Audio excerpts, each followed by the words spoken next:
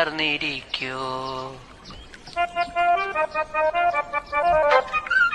അവളെന്റെ ചോദ്യം കേട്ട് പറ്റില്ലെന്നാദ്യം മൂളി.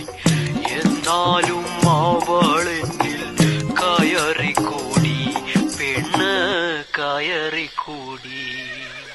സംഭവമൊക്കെ ശരിയാ, പക്ഷെ നടക്കത്തില്ല. അപ്പാപ്പൻ അടുപ്പിക്കത്തില്ല.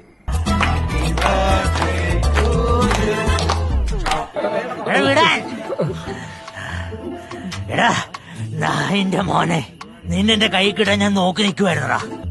എന്നാടാ